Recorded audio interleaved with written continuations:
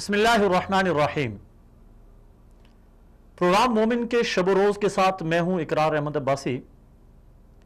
ایک مسلمان کو اپنے شب و روز کیسے گزارنا چاہیے اور اسلام کے وہ کون سے ذرعی اصول ہیں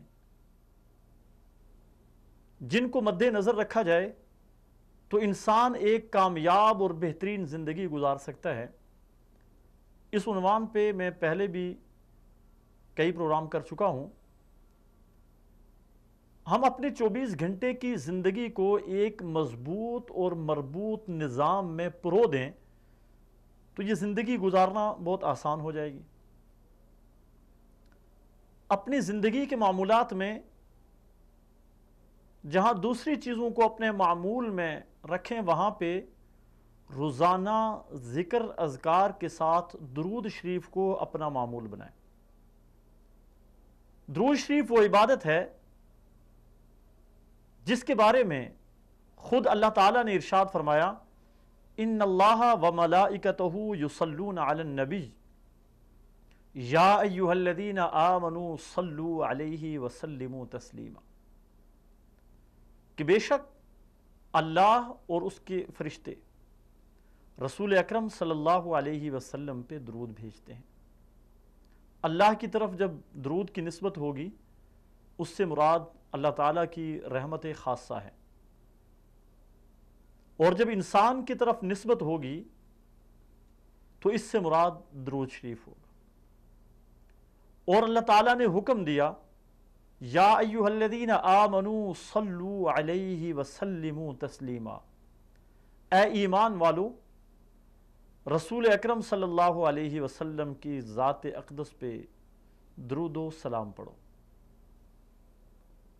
خود رسول اکرم صلی اللہ علیہ وسلم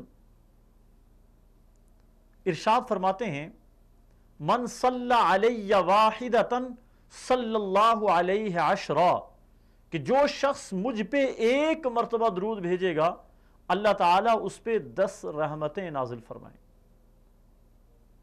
حضرت سیدنا ابو ذر غفاری رضی اللہ تعالی عنہ ایک واقعہ نقل کرتے ہیں کہ رسول اللہ صلی اللہ علیہ وسلم کو ایک مرتبہ ایک طویل سجدہ کرتے ہوئے دیکھا، اور اتنا طویل سجدہ، فرماتے ہیں اس سے پہلے یا اس کے بعد میں نے کبھی رسول اللہ صلی اللہ علیہ وسلم کو اتنا طویل سجدہ کرتے ہوئے نہیں دیکھا۔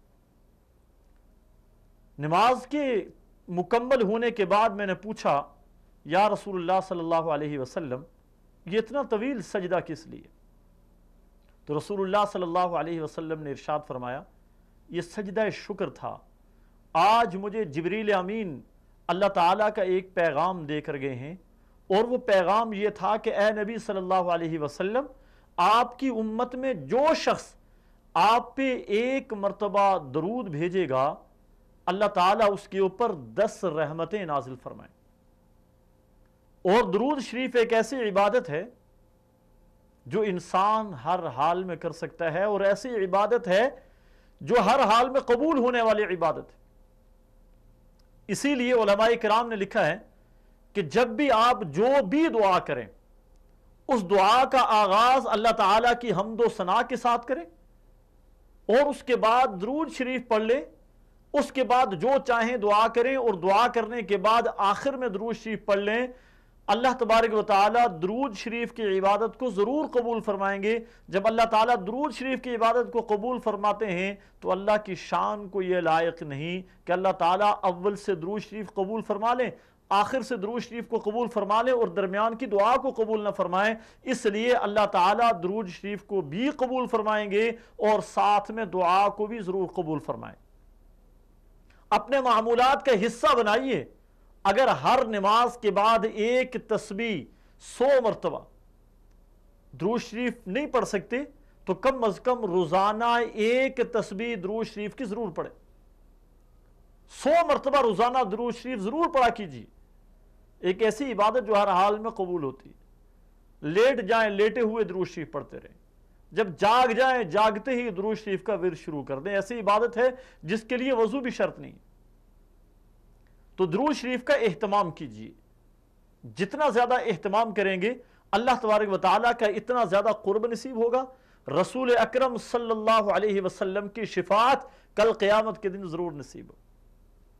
اور درود شریف ایک ایسی عبادت، انسان دنیا کے جس کونے میں جہاں کہیں درود شریف پڑھتا ہے، اللہ تعالیٰ نے فرشتوں کی ڈیوٹی لگا رکھی ہے، فرشتے وہ درود شریف رسول اللہ صلی اللہ علیہ وسلم تک ضرور پہنچاتے ہیں۔ آپ کا درود پہنچتا ہے رسول اللہ صلی اللہ علیہ وسلم کی ذات اقدس پہ۔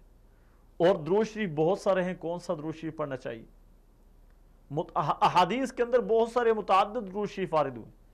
چھوٹا سا ایک درود شریف جب ہمارے سامنے حضور اکرم کا نام لیا جاتا ہے تو ساتھ میں ہم صلی اللہ علیہ وسلم کہتے ہیں، یہ بھی ایک درود شریف ہے۔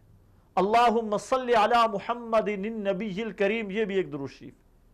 اور سب سے افضل ترین درود شریف وہ ہے جو ہم نماز کے اندر پڑھتے ہیں، اللہم صلی علی محمد وعلی آل محمد کما صلیت علی ابراہیم وعلی آل ابراہیم انک حمید مجید، اللہم بارک علی محمد وعلی آل محمد کما بارکت علی ابراہیم وعلی آل ابراہیم انک حمید مجید۔ سب سے افضل ترین درود شریف یہ ہے۔